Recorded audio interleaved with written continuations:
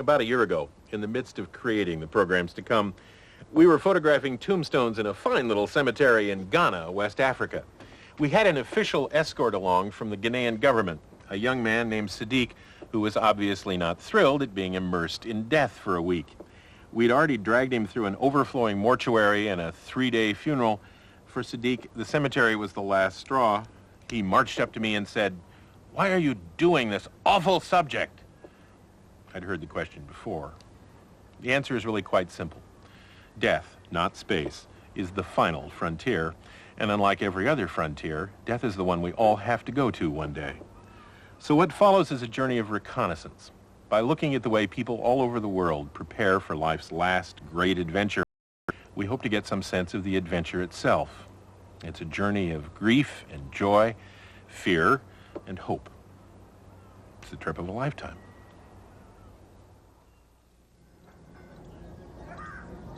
कस्तूरी तिलक लाड पटले वज्रास्थले कौस्तुभं नासाग्रे वरं मुक्तिकर्तले वेणु करे कंकणं सर्वांगे हरिचन्दनस्य सुललितं कैते च मुक्तावली ज्योतिषी परिवृतो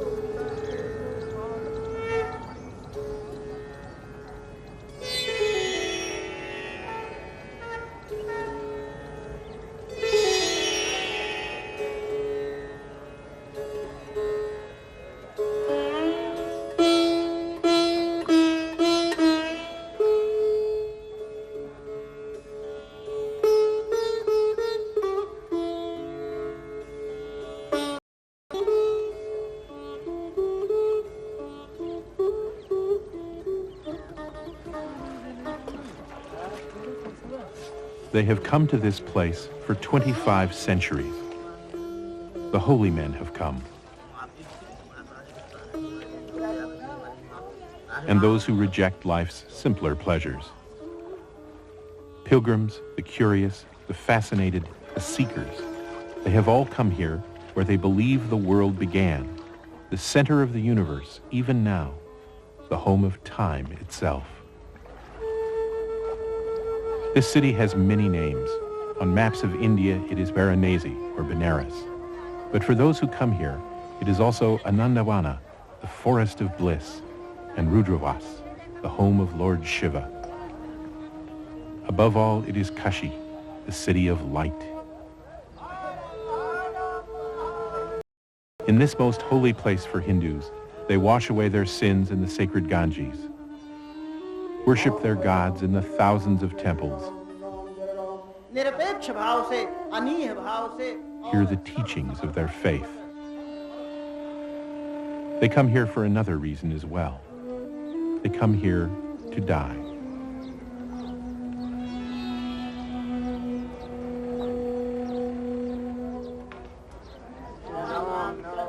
The city of light is also the city of death, because dying in Kashi means liberation, freedom forever from the endless cycle of birth, death, and reincarnation.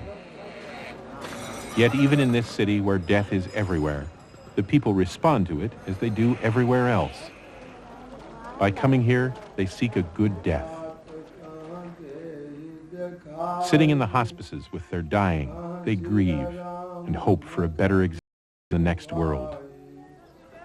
And like all of us, they surround themselves with man-made images of death, from the fanciful gods of destruction to the very real fires of oblivion. Cremations go on here 24 hours a day, and the streets are full of the mourning and the dead.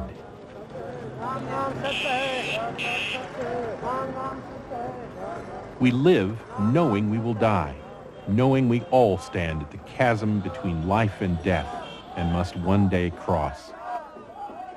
That knowledge of our own inescapable mortality has a profound effect on how we live. In Kashi, death is part of life, not its opposite. Is the chasm less terrifying here because real death walks the streets? Or is death best left hidden, toyed with, disguised?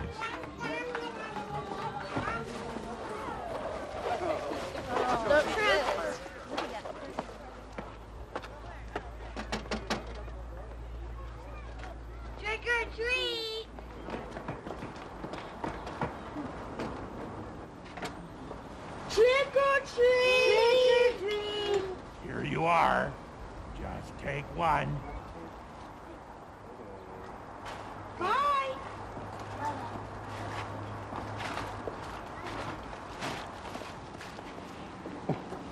Good evening.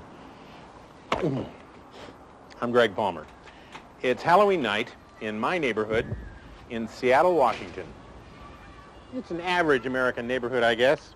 Pretty quiet most of the time. We tend to stay in our houses a lot, in part because of the weather, in part because that's the way we like it. Go. Trick or treat! Oh, my! This is our one Kashi-like night when the dead walk our streets, cardboard cadavers hang on our front doors, and we dress our kids up in flame-retardant, plastic, light-reflective death suits.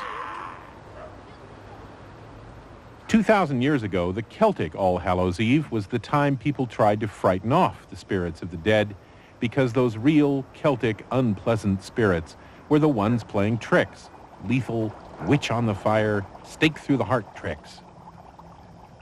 Most modern parents don't know anything about that. We don't have any sense of what we're really doing out here tonight. Once a year, we take this monstrous, terrible, incomprehensible thing, death, and create our own image of it with black and orange crepe paper, used clothing, symbolic vegetables, and rubber. Hi. Death isn't frightening anymore because we can see it and control it. It's a 5-year-old bunny with a face like a walrus. What happens in my neighborhood is a lot different than what happens in Kashi, tonight or any other time. The Hindu culture seems to embrace death, while my culture, just as emphatically, tries to repel it, ignore it, or at least modify it into acceptable forms. Here you go. You guys look great. And has it worked for us? It's worked so well, we've forgotten why we're doing it in the first place. Halloween is the only ritual for the dead my culture celebrates, but now Halloween has as much to do with death as the Orange Bowl parade has to do with citrus fruit. But you don't have to walk around Halloween night to see death reduced to controllable images. Just look at the death we've surrounded ourselves with for centuries.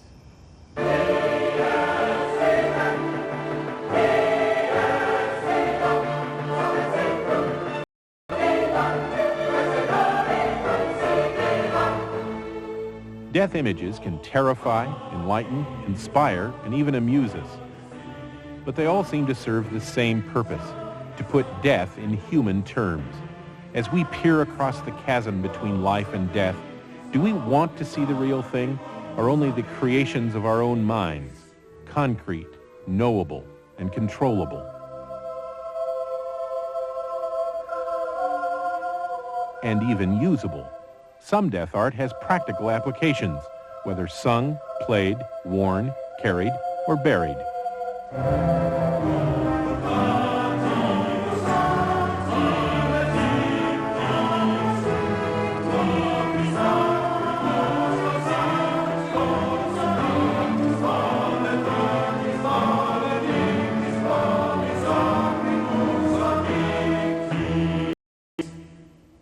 Practical death art can become death business, especially in cultures that believe in extraordinary graves and lavish funerals. And sometimes, on rare occasions, death business can supersede all others. This is Ntanso, a village in Ghana, in the heart of the Ashanti Empire. The Ashantis are famous for their huge funerals, and Ntanso is famous because this entire village of craftspeople, weavers, artists depends for its livelihood on death.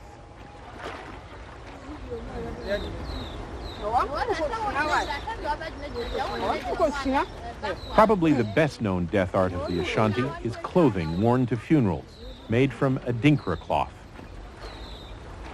In Ntanso, they create thousands of yards of this cloth yearly, dyeing and drying old dresses, sheets, and flour sacks. On any given day, it looks like an undertaker's laundry truck has exploded in the streets. Adinkra cloth isn't just decorative. It's stamped with symbols like these, and there are hundreds more, each with a different meaning. Adinkra symbols can express grief, praise God, or make enigmatic observations about life, like my favorite, When the hippopotamus surfaces and says the crocodile is dead, you shouldn't argue.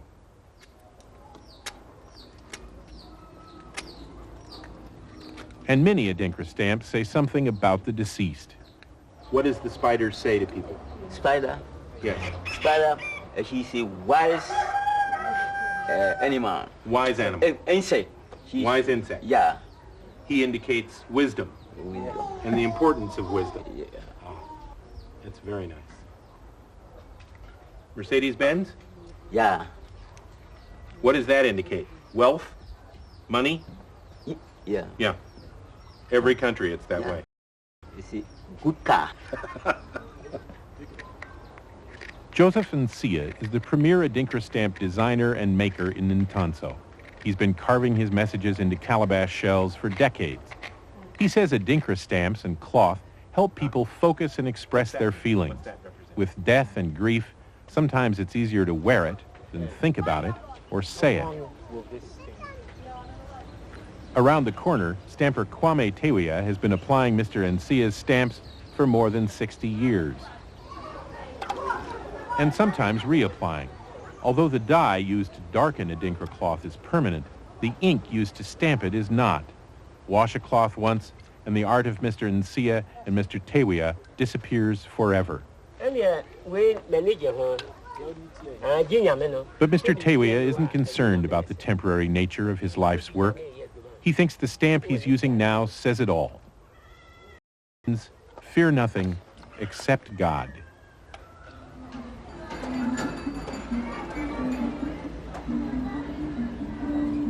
Near Ghana's capital of Accra, Benjamin Sowa also supports himself and his family with practical death art.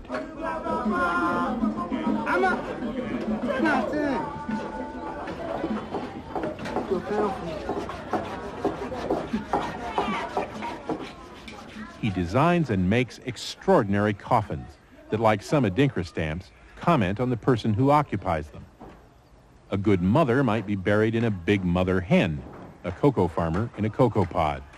The future occupant of that blue coffin in the back was the first fisherman in town to own an outboard motor. And Mr. Sowa's most popular coffin? Benz, Mercedes-Benz coffin. Right. The man who ordered this beauty will spend eternity in vehicular style. The coffins and cloth have an obvious functional purpose, but doesn't all death art, even the most frivolous, serve a purpose? Doesn't it help us peek across that terrifying chasm, or at least think we are?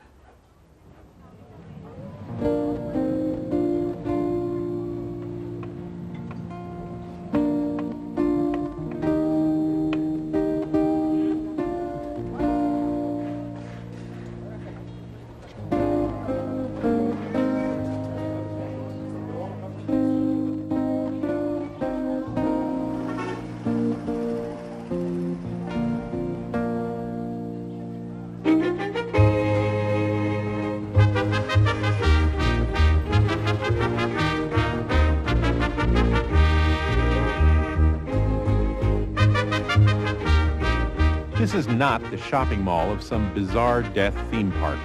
This is the main plaza in Mexico, 150 miles west of Mexico City. It's October 31st, my Halloween, but here it's the Night of the Dead, that one time each year when the Mexican people step up to the edge of the chasm and invite their dead ancestors to come back home, pull up a chair, and relax. No rubber masks, no tricks or treats, but a private meeting between descendants and ascendants.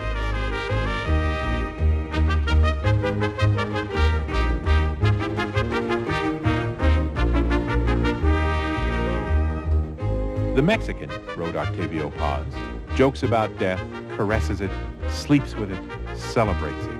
It is one of his favorite toys and his most steadfast love. In the Pascuaro Square, there are flowers to give to your love. The old ladies say cut flowers are just the right image for the Night of the Dead. They are dead, but still beautiful. Besides flowers of death, there are also toys of death. And they all seem to have one purpose, to reduce death to just another being who watches TV, uses the toilet, and poses for sugar candy. It's interesting how quickly figures like these don't seem appallingly garish, but in fact funny and even meaningful. Death and life are so intertwined, they say, that death figures can do everyday living things. Though, if I were to buy this one, take it home to my friend the obstetrician, I don't think he'd see the joke. He might see it, but that's probably all he'd see. For the people of Mexico, though, the Night of the Dead is a lot more than just an annual macabre joke. It serves the same purpose as my Halloween. But unlike mine, this Halloween hasn't been stripped, cleaned, and deboned of all its original meaning.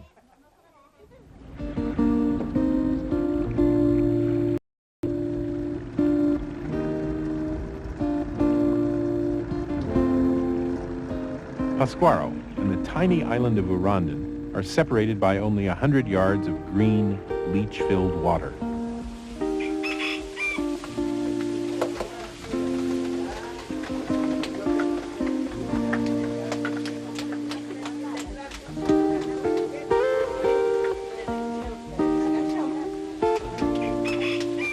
Twelve families live on the island, including the Castillos, Dimas, Gumazinda, and their children and grandchildren. They are Purépechan Indians, proud of their faith, their heritage, and today especially proud of the family altar they've lovingly created for the Night of the Dead. This Is the way we welcome the spirits of our ancestors, our dead, when they come back later tonight. The skull you see is their head, and the Coca-Colas were the refreshments they liked. My mother and father like fruit, so we have lots of fruit. Everything you see here will be eaten by us eventually, but it won't have any taste. The taste will be absorbed by the spirits. Dimas is a hard-working farmer and fisherman with little time for fantasies. Does he really believe the spirits of his ancestral dead are dropping in later tonight for a Coca-Cola? Dimas told me that his late father-in-law pounded on the walls of this house for 2 hours one Night of the Dead because the altar wasn't ready yet. His father-in-law, Dimas says, is a very impatient man, even dead.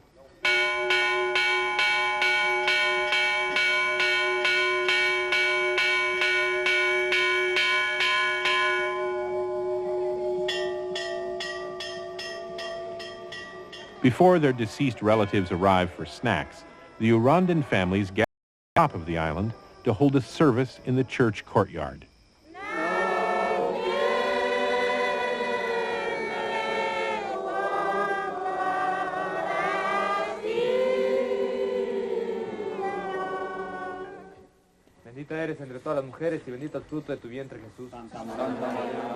Prayers are read by the family fathers because Urandan has no resident priest. But the community involvement in the event makes it all that more heartfelt. When the service is over, they go back down the hill to wait for their ancestral guests to arrive. 10 miles from Urandan, back on the mainland, is the town of Sinsunsan, where the Night of the Dead is observed by an all-night vigil in the town cemetery.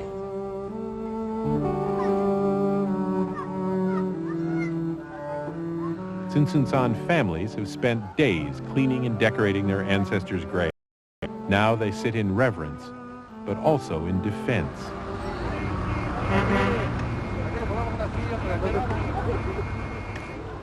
Another strange group has arrived in Sinsunsan this night, besides the spirits of the dead.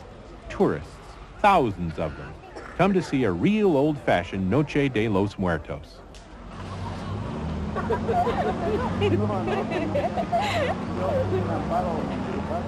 Inside the graveyard walls, the tourists jockey for position on the muddy paths to catch that perfect snapshot of genuine religious rapture before their bus leaves for the next stop on the three-cemetery tour.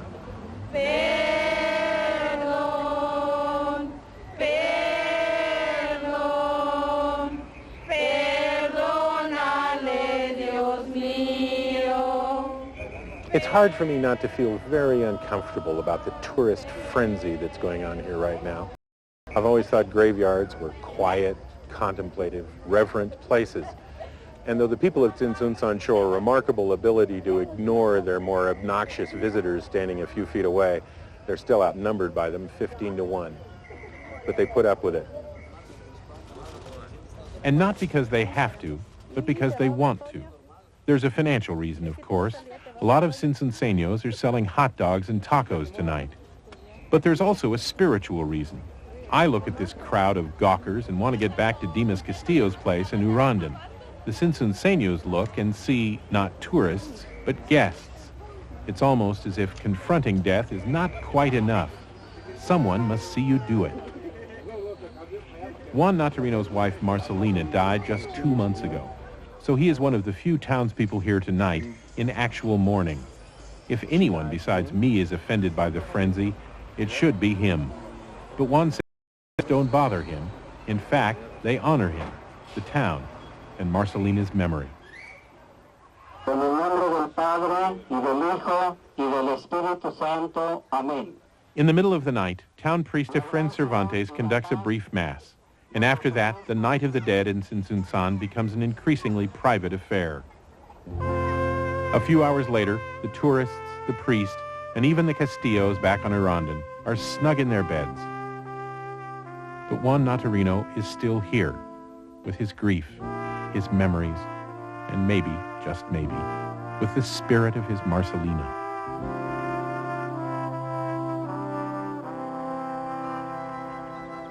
This is the graveyard of St. Martin's Church in Larne, Wales. And this is the grave of poet Dylan Thomas, a particular hero of mine. As an unbaptized Unitarian, intellectually I don't see anything of Thomas here now, just bones in a box. And yet for me, emotionally, there is something very moving about this simple white cross on a Welsh hillside. I've been thinking about being here off and on for 30 years, ever since I read my first Thomas poem. It was, ironically, and death shall have no dominion, and death shall have no dominion. Dead men naked they shall be one, with the man in the wind and the west moon. When their bones are picked clean and the clean bones gone, they shall have stars at elbow and foot. Though they go mad, they shall be sane. Though they sink through the sea, they shall rise again. Though lovers be lost, love shall not, and death shall have no dominion. And death shall have no dominion. Though they be mad and dead as nails, heads of the characters hammer through daisies. Break in the sun till the sun breaks down, and death shall have no dominion. Dylan Thomas, like millions of others, like me, enjoyed the accoutrements of death and avoided looking in death's face until he had to. A week ago, this was just another guy on the bus. You wouldn't have been afraid of him. You probably wouldn't have noticed him. Now he is mysterious, repellent, terrifying to some people, even though he was potentially more dangerous to you a week ago on the bus. And how you react to him now has something to do with whether you have experienced the moment yet, the moment when you realize for the first time, when you really feel it, that someday this will be you. For me, that moment was just a few years ago. The Japanese dancer Bunkai Juku had come to town for an appearance, including a free performance of The Dance of Birth and Death. 4 men, painted white, nearly naked, descending on ropes down the facade of a 6-story building. There were probably 1,000 people in Seattle's Pioneer Square when the performance began. We heard the song of the humpbacked whale, and then faces, ghost-like even in the bright sun, appeared over the building's roof. About 10 minutes into the performance, Yoshiyuki Takada's Dance of Birth and Death became real.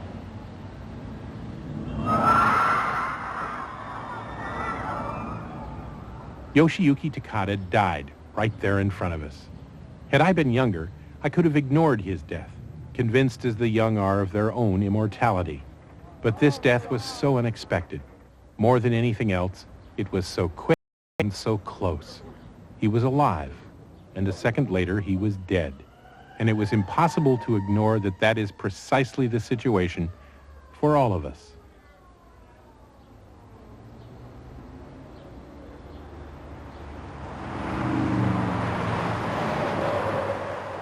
Consider just one obvious example. Every time you get in your car, your life depends not only on your driving skills, but the driving skills of everyone who passes you. Every single, complete stranger. How close is death? It's about a half a foot away. Here inside the plane, it's 72 degrees, there are peanuts to eat, magazines to read, a movie to watch. But just 6 inches that way, half the length of my shoe, it's very cold. What oxygen there is going by at 500 miles an hour, and that first step is 6 miles straight down. In here, peanuts and magazines. Out there, oblivion. How do I deal with that now that I know I have to? How does anybody? It makes sense to look in places with a long tradition of proximity to death, like Kashi or Benares. One of the other things the city is called is Mahasmashana, the great cremation ground. Here people seem to rely on their faith to face death's presence. But one result of that faith is a paradoxical practicality.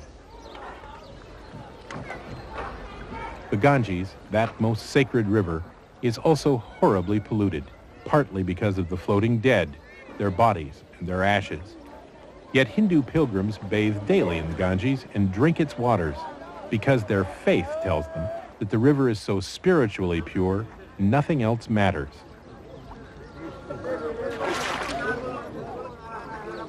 Not far away, however, practicality takes over.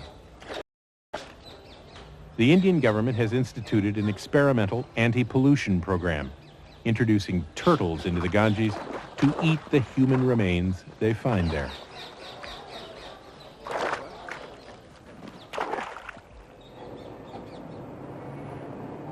But you don't have to go to the mysterious East to find interesting responses to death's presence. How about gray, staid London?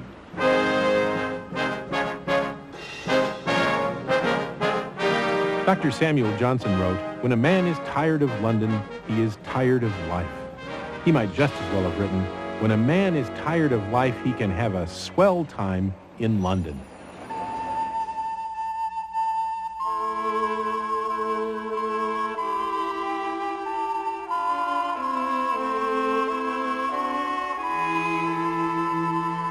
For instance, a person can visit Westminster Abbey, the world's only gigantic religious edifice famous not for its architecture or stained glass, but for those who lie a-moldering beneath its floors.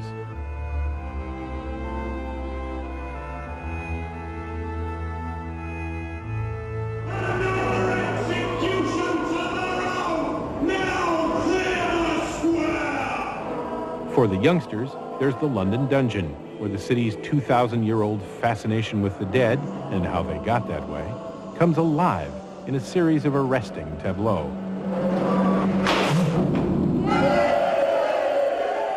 For both the nation and eccentric individuals, England does indeed swing like a pendulum do, like a pit in a pendulum do.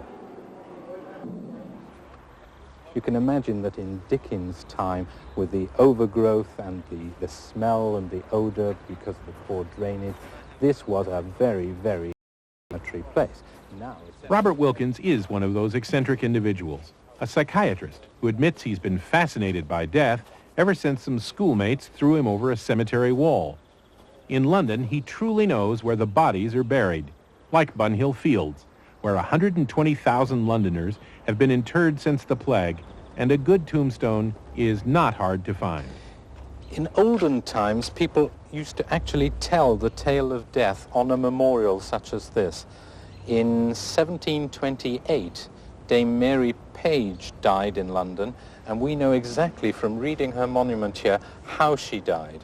It says in 67 months she was tapped 66 times, had taken away 240 gallons of water without ever repining at her case or ever fearing the operation.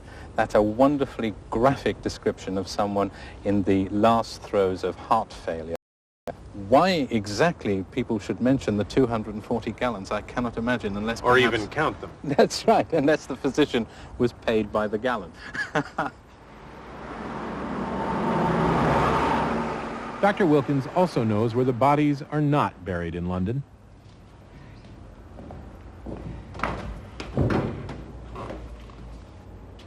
like the most famous permanent resident in the belfry of St. James Garlic Heights Church.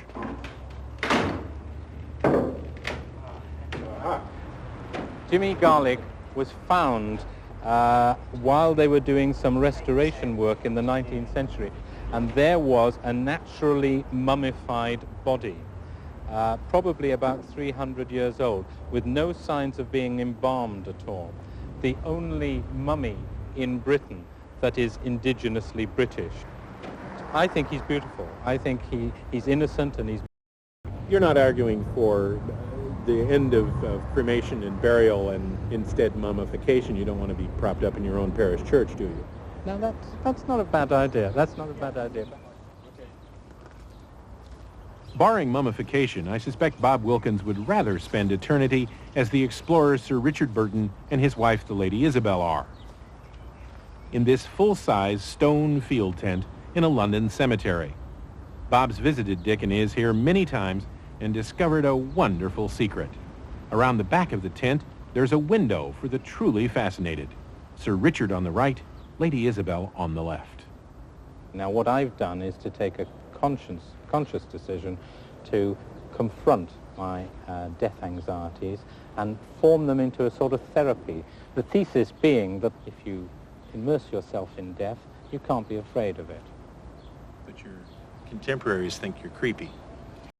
Called Dr. Death, and it hasn't worked as a therapy anyway. I'm just as frightened as I ever was. At 5 and all there, 5 got 5 there, 5 now, 1 minute, 5, 1, 5, 5, now, 7 after you. 3 now in the blue shirt, 4. At 4, 4 now, 4, I think about it, 4, big. The big spinners are out today. At 3 half there, beyond 3 half now, 1, 3 half, 400 right out the bag at $400 there now. You're buying a piece of your destiny at $450. Wait there, 5 half, beyond 5 half now, that's $600 here now, beyond $600 got. That's $600 there now, beyond $600 bidding on. Wait, the $600 on now, that's $600. What's your number, sir? 708. 708. And how much would you like, sir? One for yourself and your wife? Thank you very much. All right, why'd you buy it? Why? I bought it to make it into a lounge. Yeah, a couch, sort of. You worried that your interest here is perhaps a bit morbid? Nope. No. Is everybody going to want one in your neighborhood? Probably not. So you're going to sit on this while you're alive. That's right. And then when you're dead, you'll inform your wife, assuming she survives you. That's right. Take all the foam out of here and off you go. That's right. Well, you don't have time to get used to it. That's right. I had plenty of time to sort of get used to sleeping on it. Can you really imagine lying? I mean, seriously for a minute. Can you imagine spending eternity in there? Not really, no. You want to see what it's like with the lid closed? Let me know when you want to come out. Oh, please. Just tap on something. We may hear you.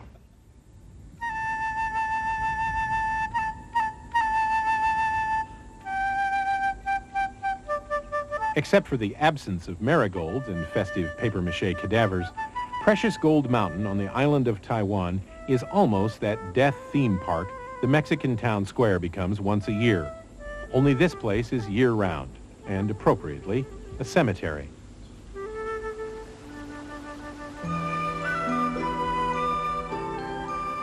Besides the sometimes spectacular graves, there's the richly appointed bone tower, with spots for the bones of thousands. Just outside the bone tower is the hall of the bigger-than-life wax disciples, the giant Buddha of death, and the hill of 1,000 Buddhas, all intended to accustom visitors to death so they won't be frightened by their own ultimate doom. Although I'm not exactly sure what this statue has to do with that particular mission. Very lovely. Yeah, very pretty. Precious Gold Mountain was created and is completely controlled by Mr. Tsao. Instead of filling his death world with benign and amusing oddities, as Bob Wilkins in London has done, Mr. Tsao has filled his with things he likes to see, the Buddhas, the tower, the elephants. And it works for him. Although surrounded by death, he calls himself the King of Happiness, and he means it.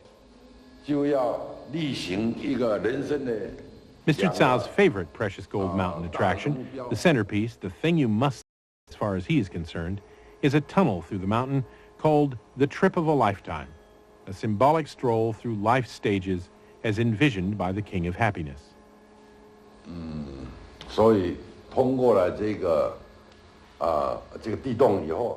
After you pass through the trip of a lifetime, you shouldn't be so afraid of death. When you come out, you should think that death is just natural. Mr. Tsao wants to create an environment so comfortable people will die to come here, but die happily. And he thinks the way to share his happiness in the face of death, the key to accepting death as a part of life, is education. I've thought about death a lot because, well, my grandma died and my grandpa died and my really little cousin died, and it's like something I can't get from. Like, sometimes I think that nobody else is going to die when I die. Like, there'll be nobody up in heaven with me, and I'll be all alone. These are fourth graders at St. John's School in Seattle. Today they are facing death through education. What does this title mean, A Time to Live and a Time to Die? That, like, everybody's going to die someday, and that eventually we're going to have to deal with it. Okay. During a bad month 4 years ago, one student and two parents in the St. John's community died. Grief counselors came in, but St. John's decided that kids needed more than just a quick emotional fix. They needed basic knowledge. After I die, I'm sure nobody's going to remember my favorite movie. What teacher Kate Bruni does with each fourth grade class now is a basic educational unit, treating death like spelling and math, with homework and a lot of in-class projects. Kate's kids have written their own wills, listed their memorable talents, described the crosses they had to bear in life. Those lists ran heavily to siblings. And unlike many American kids, they've talked about death and listened. You know, if I say to you, tomorrow we're going on a picnic, you're not going to be afraid because you know what that is. You know what picnic is. But if I say to you, tomorrow you're going to die, that's a little bit scarier because you don't know what that is. And not many people come back to tell about it. One of the things that we're going to do today is I want you to make your gravestone. You need to think about, I want you to write your own epitaph. I want you to think about, what do you want people to remember about you? Okay, do you want white or gray? Before you start cutting your paper, you need to have your epitaph written. Hey, do you like mine? I'll show them my kindness. I like that. Okay? Ooh, interesting. I think that's wonderful. This is what mine's going to say. I know. And I might want to... Here lies a person who had no special talents except the talent of love. All right. Excuse me. I'm glad that you worked so hard. We're going to take some time off now and go to recess. And death instruction is over for the day.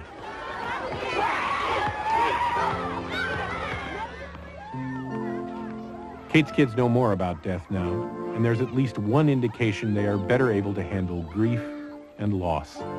A St. John's teacher died this year, young, active Miss Susie. The grief over a teacher so loved could have been devastating. But a hallway display at St. John's shows that these kids are dealing with their loss in mature and thoughtful ways by celebrating her life. And Susie knew kids could handle it. She left them a poem of farewell, Patty Tana's Posthumous. Scatter my ashes in my garden so I can be near my loves. Say a few honest words. Sing a gentle song. Join hands in a circle of flesh. Please tell some stories about me making you laugh. I love to make you laugh. And if you come in my garden on an August afternoon, pluck a bright red globe. Let the juice run down your chin and the seeds stick to your cheek. When I'm dead, I want folks to smile and say, that's Susie. She sure is some tomato. The kids of St. John's have passed the Susie test. And as for facing their own deaths, with luck, the final exam on that is a long way away. Are you afraid of death? I don't feel as scared as I used to, so now I feel more comfortable about it. They have a lifetime to make their preparations and find images with which they can live. During the next 75 years, they're going to see a lot of those images, no longer in the name of education, but entertainment.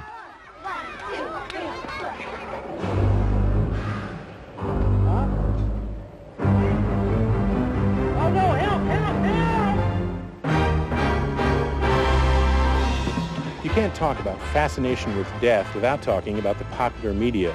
In the 1980s, a quarter of all the fiction sold in America was written by Stephen King. That's not because he's one of the great prose stylists in literary history. It's because he tells a good story, and more often than not, that story has something to do with death.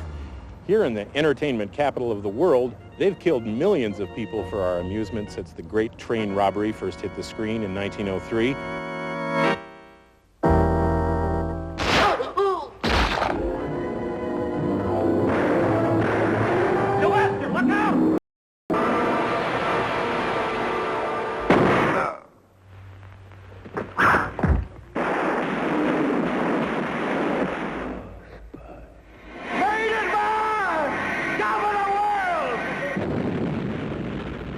Take a trauma movie like The Toxic Avenger, where you have someone being made into a milkshake. Is it that kind of death you're talking about? Is it death that's in the class of Nukem High Part 2, where a bikinied person is dropped by a 30-foot squirrel and then crushed by a giant acorn? I mean, what kind of death are you talking about here? You fat slob, let's see if you have any guts. People being made into French fries, people having their heads squashed by cars. For 20 years, Troma Films of New York has been America's foremost tacky, independent filmmaking company, the kind about which other filmmaking companies say, at least we aren't Troma. What Troma owner auteur Lloyd Kaufman does with death is really quite simple. He makes slapstick lethal. A man slips on a banana peel and his guts fall out. Death is diminished by becoming as threatening as a pie fight. Lloyd, however, disagrees. I think if you are in an audience that sees a Troma film, death is bigger than life. It ain't diminished. Yeah. It's the star. Personally, I'm a little bit of a gore hound. You know, I enjoy horror pictures, and I always have, and I probably always will. You never look at your shoes? No, I never looked at my shoes once, I'm happy to say. Admitted gorehound horror writer Eric Saltzgaber distributes international films much like this. He says fascination with death on film isn't just American, it's worldwide. Some of the most amazing films I've ever seen, most amazing action pictures I've ever seen. Very violent, very gory, but really incredible, come out of Asia. They'll have a guy with a gun blasting away, you know, just obliterating this human being off the planet in a hail of bullets. But why do people anywhere want to watch such things? I think, you know, most people are pretty scared of the big D, and they, you know, they want to have some kind of cathartic experience through film or through reading, or in my case, through writing. What Eric Saltzgaber imagines, Dick Warlock does. Warlock remembers with particular fondness the time a monster chased him through the woods, turned him upside down, and beat him to death against a mountainside. Dick Warlock has been a Hollywood stuntman for 20 years. If you go to the movies much, you've probably seen him die every way, but quietly, in his sleep. There have been a couple of things that I've done where I said, I could have bought it. Most of the time, like I say, I try to eliminate as much of that danger as possible. I have total control over what I do, though. Otherwise, I die. I don't want to die. And that's what Dick Warlock sees as his real job, not dying.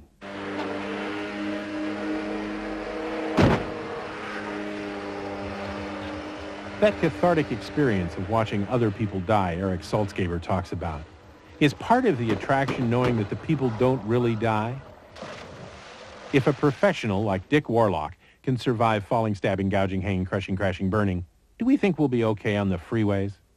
You can be able to retire and walk away from this, put your hands in your pockets? Oh, Lord, I hope so. Yeah, I've got about 3 years to go, and then I hope to do that. I'll probably get killed on the road going back to South Carolina or something. Ready, set, go!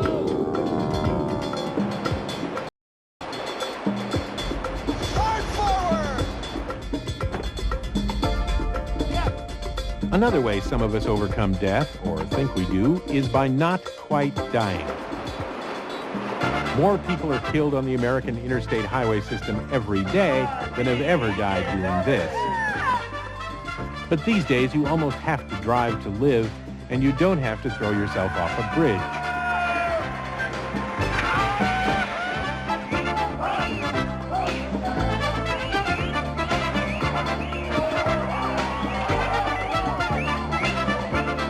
Bob Wilkins, Mr. Tsao, and Lloyd Kaufman create their own death worlds and then populate them with understandable images. These folk populate their self-created death world with understandable images too. The pavement, the mountain, the sea. Understandable, controllable, even defeatable. And the only real difference between and us is the danger.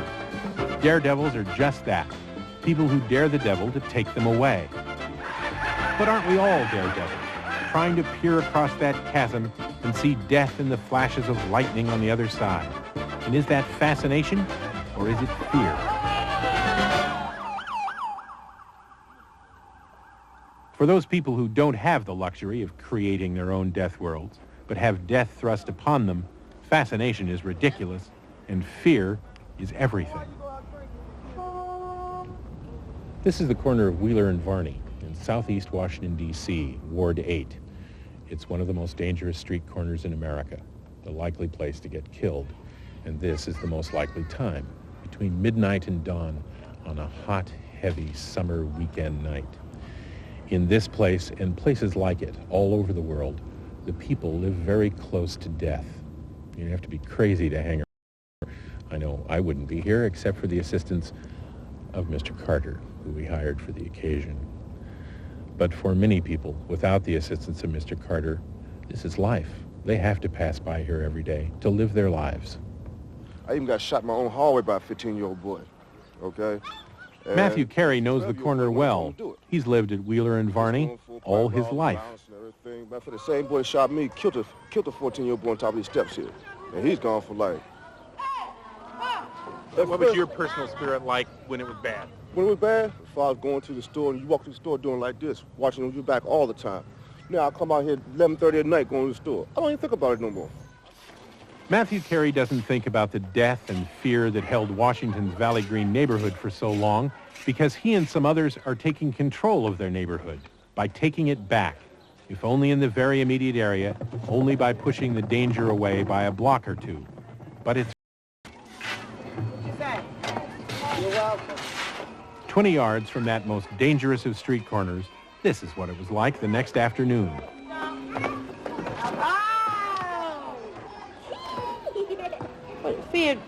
Fear makes you a sissy. It just chunks you up. You can be,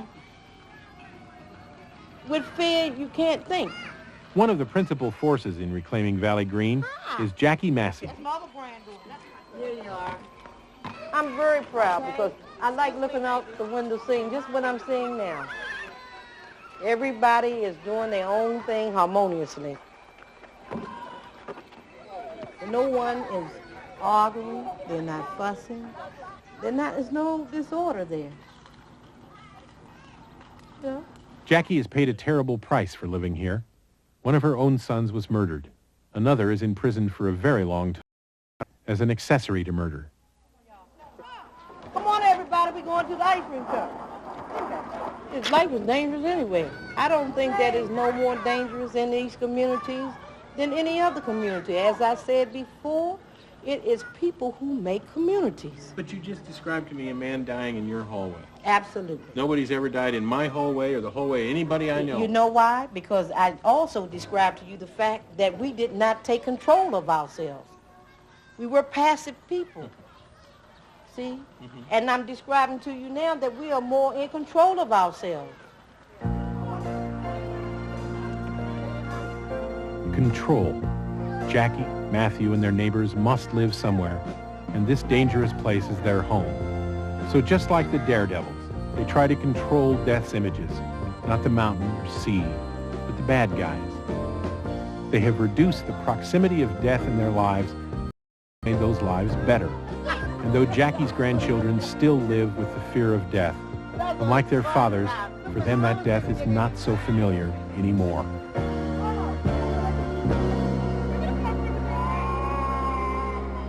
Cambodia, the killing fields, 1978.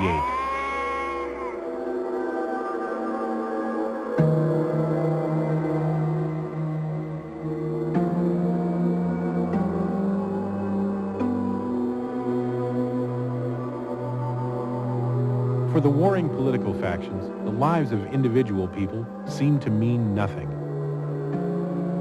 One of those people was Mrs. Chasm, a wife, a mother. One day, hiding in the woods near her village, she watched Khmer Rouge soldiers torture and kill her husband and most of her children.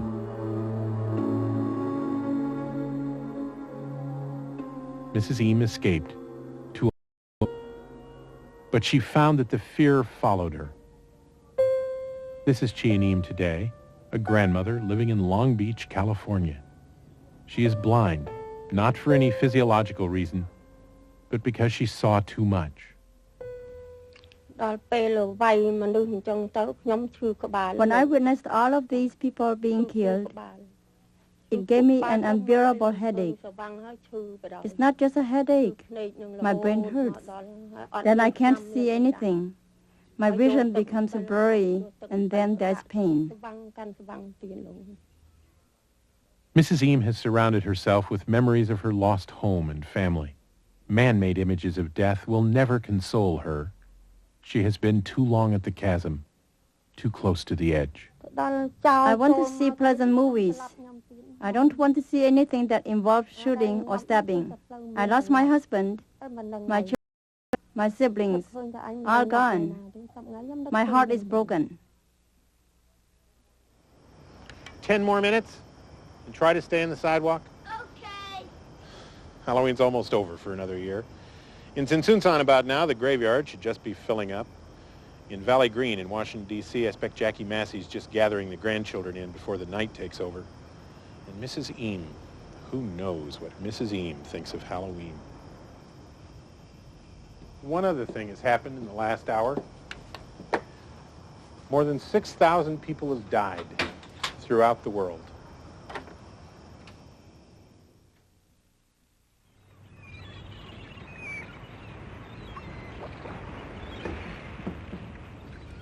Not long after meeting Chi and Eam, I watched my son play a video game. He could die 3 times before the game was over, and in between his deaths, he killed dozens of people. Just the kind of slaughter Mrs. Eam watched in Cambodia for real. But for her, the bodies had names and faces, and they didn't just flicker and disappear like they do in video games. So her mind forced them to disappear, and everything else as well. For me, though, the real tragedy of her life isn't her blindness or even the loss of her family. She's safer now than she ever has been before, but she will never feel safe. Chi and Eam is terrified all the time, and that's a horrible curse for anyone to endure. I suppose the question is why we aren't all cursed, all terrified by our pending death. In my culture, death is the opposite of life, the opposite of everything we value. But it doesn't constantly terrify us because we found ways to mediate the opposition, ways to convince ourselves that the chasm between life and death isn't as deep or as frightening as it seems. As you've seen, one of the things we do is create controllable death images, like my son's video game villain. It's ironic, I guess. From watching fictional deaths, he feels safer. From having to watch the same thing, for real, Mrs. Eam will never feel safe again. For many people, a video game is a ritual that presents a myth. The myth that if you can just punch, jump, and kick fast enough, you shall not die. Through other older rituals and myths, we tell ourselves stories about ourselves, especially stories about our deaths, that help to reassure us we do have some control over life's last adventure. That's what the next program's about. Seeking the good death and avoiding the bad death by using ritual and myth to control those simple questions of our final moments. The what, when, where, how, and why. Everything, in fact, except who. Because the question of who dies is the only one we can answer for sure now.